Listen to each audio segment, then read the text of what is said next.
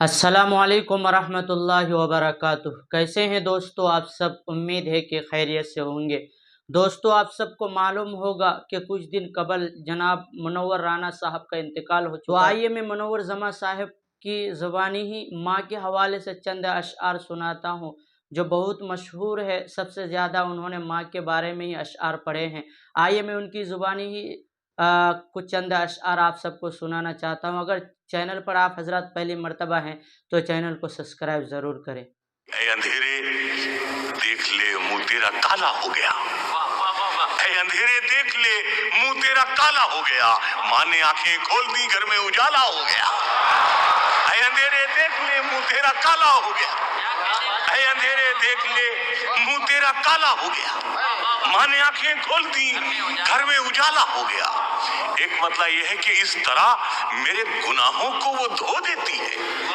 इस तरह मेरे गुनाहों को वो धो देती है। माँ बहुत गुस्से में होती है तो रो देती है। इस तरह मेरे गुनाहों को वो धो देती है। माँ बहुत गुस्से में होती है तो रो देती है।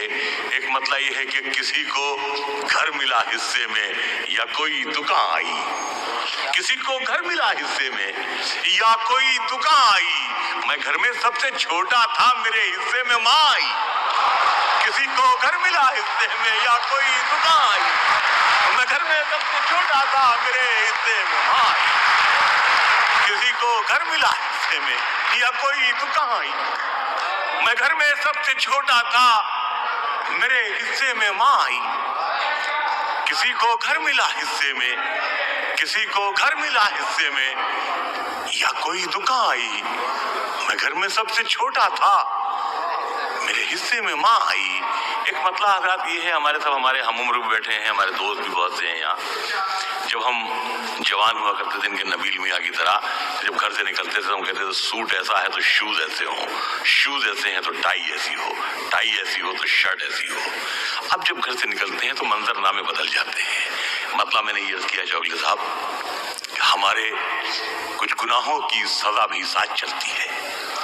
हमारे कुछ गुनाहों की सजा भी साथ चलती है। हम अब तन्हा नहीं चलते, दवा भी साथ चलती है। हमारे कुछ गुनाहों की सजा भी साथ चलती है। हमारे कुछ गुनाहों की सजा भी साथ चलती है।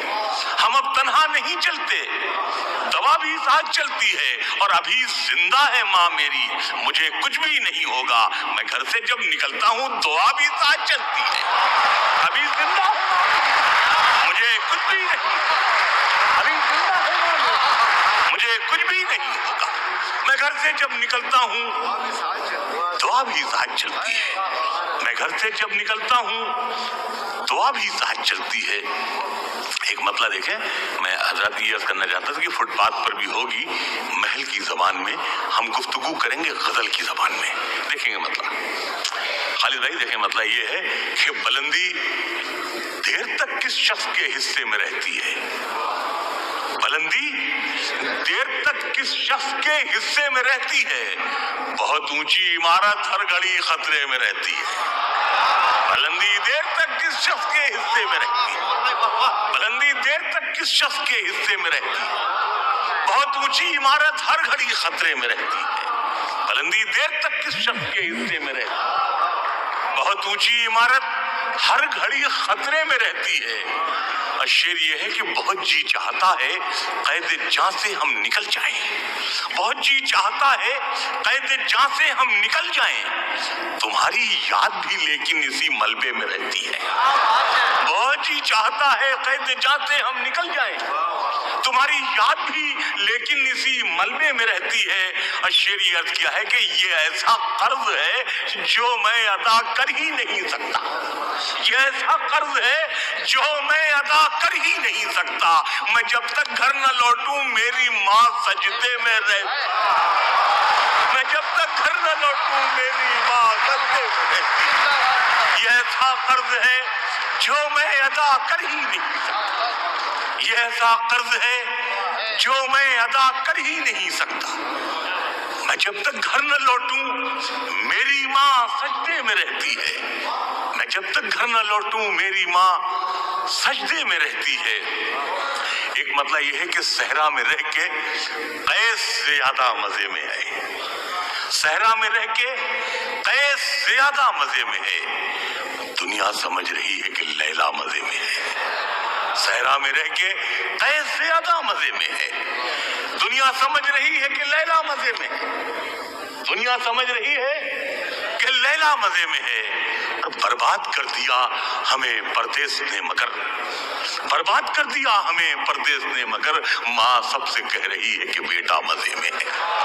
बर्बाद कर दिया हमें परदेस, बर्बाद कर दिया हमें परदेस ने मगर, बर्बाद कर दिया हमें परदेस ने मगर, माँ सबसे कह रही है कि बेटा मजे में है।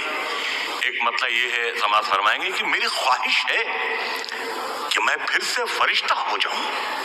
मेरी ख्वाहिश है कि मैं फिर से फरिश्ता हो जाऊं, माँ से इस तरह लिपट जाऊं कि बच्चा हो जाऊं।